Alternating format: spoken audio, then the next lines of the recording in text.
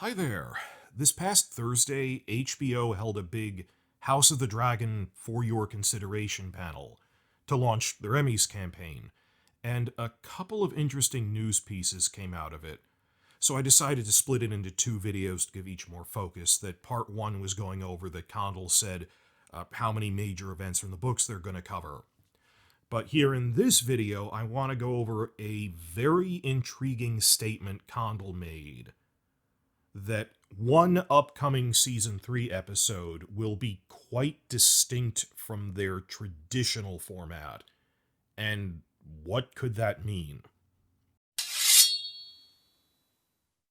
I can focus this to 4 points that I'm going to impart on you guys. 4 takeaways I hope you get by the end of the video. But let's start with the exact quote.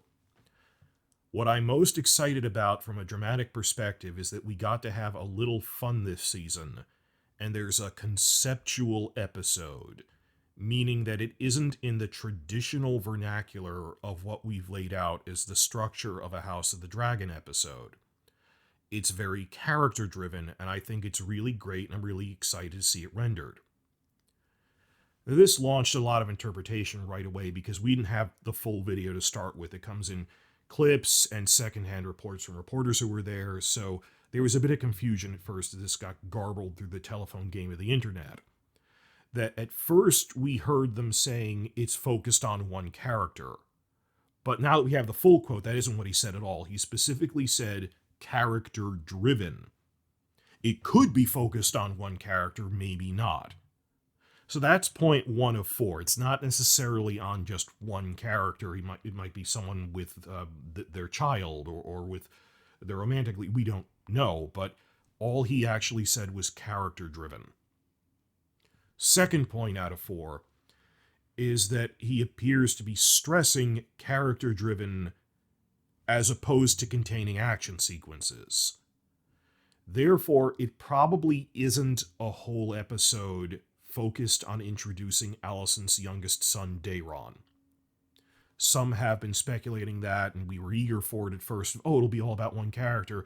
Maybe it's showing all of season 1 and 2 from Daeron's perspective to introduce him. And while I think that would be interesting, like as a flashback side episode, with only 8 episodes, I don't think they can structurally do that. But more than that, Daeron's storyline has action scenes in it. The Battle of the Honey Wine, which we don't think will be a giant action sequence, but there'll be a brief on-screen action showing Targaryen winning the Battle of the Honey Wine, saving the day. And even then, thinking of the way he's talking about this, even if we shifted to going over just Daeron for a full episode, the structure and format and style is still House of the Dragon, just following a new character. No, this seems like something high concept, different from just we switched to covering a different storyline. So others have been arguing that. I'm arguing firmly against it. This is point 2. It doesn't sound like it's a Daeron-focused episode. Point 3 of 4. We have had character-driven episodes before. Episodes you describe as character-driven without a lot of action in them. In fact, quite a few in season 1. So the question is, how different can this high-concept, character-driven, untraditional episode even be relative to those? I mean, case in point, season 1, episode 4. When Daemon takes Rhaenyra to the brothel, but later she has sex with Criston, it was filled with a lot of intrigue and double dealing and even small council scenes and plans within plans and spies, but you wouldn't say there were action sequences in it. It was a character-driven episode. There's like one mostly off-screen duel between Blackwoods and Brackens killing each other on an average Tuesday in Westeros at the very beginning. That wasn't really what the episode was. So, no, that was a firmly character-driven episode. It wasn't an action sequence. What could be so different to describe? And I'm saying this is an open-ended question. I don't know. But that was a character-driven episode so well done that the screenwriter on it, Ira Parker, is now the showrunner on the Dunk and Egg spinoff. What could be different? Fourth and final point. Different and character-focused could potentially be very bad or very good. We have too little context to judge it at this point, is my only conclusion. And with so much negativity, which a lot of people are arguing against, for look, there was a strike, season 2 had problems, they're already lining up to blame Sarah Hess for this or something. You know, Condal's the one who supported it's a meme of you're hating just for, you don't even know what it is.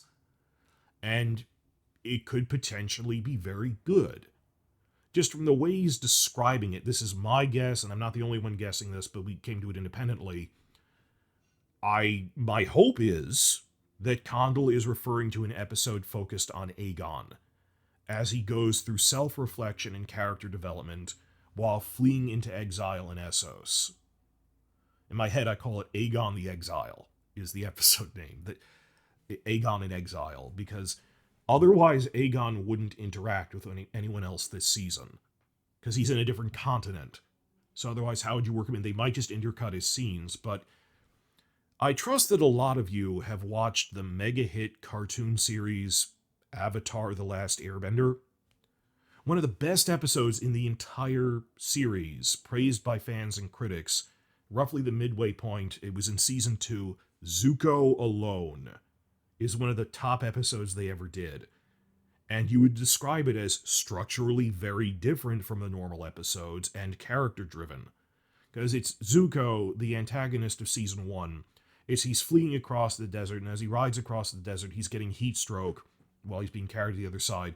So with heat stroke, he's fading in and out of consciousness, and from his perspective, we see flashbacks of memories of his early life and his childhood and his relationship with his parents, that his father is the big bad guy, the Fire Lord, the Fire Emperor. And it added so much more complexity and made him such a gray character that you see why he is the way he is in season 1, what drives him. That's really his father, who is this cruel person. Zuko's just acting out these traumas, trying to impress his abuser.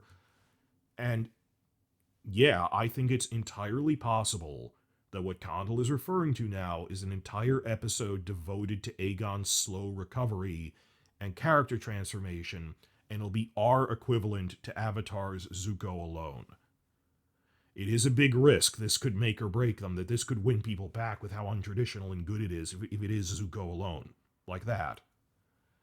But other things that come to mind are Tom Glyn Carney has remarked on Aegon's character journey that he said prior to his injury, Aegon is Richard II. He's this flippant brat. In Shakespeare's Richard II, not the historical one. But after his injury, he's going to transform into Shakespeare's Richard III. That type of character, not necessarily exactly like him, but that he's this crippled character who can't really rely on overpowering people or charming people, but he can outthink them. Because everyone thinks he's so ugly the dogs bark at him, but because the only thing he has to rely on is his mind and his cunning, he will grow into that. And I do like how they seeded as far back as season 1, even with the younger actor Ty Tennant, that Aegon is actually smarter than he seems, or has the capacity to be smarter, if he bothered to apply himself and if other people trained him. But that he's not a born idiot, the way Joffrey was. That there's points where, like, when Viserys confronts him, how did you know they're bastards? He pretty smartly manages to play off, look, we all know, it's obvious, without putting blame on anyone. Or when Alicent tells him, oh, your father said you'd be king, he doesn't believe it for a minute. He goes, I'm not a fool. I know he barely spent time with me. What? No. Or that he's not a complete idiot. He's inexperienced and sheltered and all of that. But there's hints of that he's this deeper, potentially smarter character. So now he has this injury, all he has is his wits. Will he rise to the occasion and become this master, well, not master, but manipulative trickster that he does actually have plans in the later chapters of the book where that was a really smart plan, despite being this half-crippled guy, he grows into that. So, point is, maybe with this episode, they want to show that midpoint of his arc somehow, where he's in Essos, maybe he's in Bravos or something, and just see him growing into relying on his wits more and being smarter. I hope that Sunfire isn't dead. I honestly don't know, and it seems like they hedged their bets on that. That even in the book, they assumed Sunfire was dead, but really he was just crippled. And much like Aegon, in parallel with that, his arm was snapped and it never healed right, but he managed to recover enough to fly, and a crippled flying dragon, fire-breathing dragon, is still better than an army that has none. So he's still dangerous once he spends time recovering. That Sunfire finds Aegon again, and they slowly recover some of their strength, heal as much as they can together. I don't know if they're doing that. The TV show was deliberately ambiguous, where they said, well, it was taking Sunfire a long time to die, so we just left him because my army had to recover, so we went back to King's Landing. And Aegon thinks Sunfire is dead. My hope against hope is, no, the Game of Thrones has mentioned other things Sunfire does in later chapters. As explicitly that would be make many problems if they cut him. So I'm hoping it's just to be a surprise. And let's assume that until proven otherwise, because what else are we going to do? Why upset ourselves for something that we don't know about yet and have no real control over? But I really think that's what they're going for. It'll be Aegon meeting Sunfire again, bonding with it, growing in strength, regaining confidence, and he'll never run again. He'll never be a fighter on his feet, but relying on his wits more and growing into that in some one episode subplot while he's in Braavos. Now, the point of this video is I'm not trying to sell you snake oil here, that it could be something crazy, or it could be this great Zuko alone style episode entirely devoted to Aegon. And even if it's not, I do think that's what Aegon is going to be doing in season 3, but cut up into scenes that are spread out throughout the season.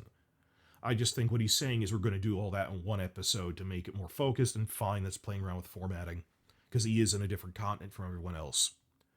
It could, on the other hand, be a wacky concept, like Helena using a glass candle to look at historical events for 50 minutes straight. Sort of like one of the Bran chapters from A Dance with Dragons, which actually would be pretty cool, because they'd show a lot of things, but structurally different. Something crazy like a conversation in one room in real time for 50 minutes with no edits would be this really high concept, character driven, weird thing. I'm not saying we should never have Rhaenyra Alicent scenes again, because there are scenes where they meet again in the book. Our complaint was the two you had in season 2 felt a little rushed and are diluting the impact of the meeting they later have in the book. So, well, it was bastard blood shed at war, all of that. So I'm not saying we shouldn't have a scene between the two of them. It would, logically they would, given what's coming, but that it wouldn't be this 50-minute real-time, no edits, like a stage play thing. That'd be silly. So, or maybe it's like an entire dream episode with Helena or something, or Aemon. Not saying we shouldn't have Aemon doing magic-y stuff with Alice Rivers, just don't do it for 50 minutes straight without edits. I don't know what high concept is, and I know it's scary because it's the unknown. What scares me isn't just the examples I just thought up off the top of my head, but you know that whole you put up with the devil you know rather than fly to the one you know not of. That I'm afraid they're going to do something I couldn't even think of, like Arya killing the Night King. I knew season 8 would be bad, and I'd said in broad terms, based on what they've been doing, they're going to do something stupid that messes up the stories based on actor favoritism or just panic about being predictable. I don't know exactly what they're going to do, but I laid it out in advance, and then, yeah, they did do something along those lines. We can't have Jon Snow do it, it's too predictable. Well, who's a popular character? Arya. Let's show her off again. And you see what I'm saying here? That while I couldn't predict the specifics, that must have been horrifying for people who were even looking forward to it being good. So, but even I, who thought it would be bad, couldn't say Arya, of all people, be the one they picked. So right now I'm sitting around scared of what, just because it's this empty cup. You could pour anything into it. It could mean anything. It could mean something crazy. But at the moment, the most probable one seems to be an episode devoted to Aegon and his character growth, because it's separate from the other ones, and I can get behind that. It could be our version of Zuko Alone, which is a praised episode of Avatar. Also, I doubt it's Daeron, because even if it's all from Daeron's perspective, that isn't that dissimilar, and it does have action scenes in it, so I don't think that's what Condal was talking about, not Daeron. Daeron's in it, just not a whole episode entirely on him, no. So who's to say exactly what is just, it's stylistically different because it's breaking format, following him, and it's not even in the same style. Fine. They might even put the new director on it just to show how different it is, because it's different format story. They they'll play around with it. I am There is no evidence to panic or criticize this yet, and there are several plausible answers. Aegon in exile, which could actually be pretty good. We might end up praising this. So please don't come back at this in a year and yell at me. Just, we know so little. I'm urging caution. We can't judge this. While I'm here as an outro, I'm not going to. There was a lot of news this week, so I'm not going to devote extra time to this with a separate video. I am aware that George R.R. Martin didn't come to this panel as he did for season one's For Your Consideration panel.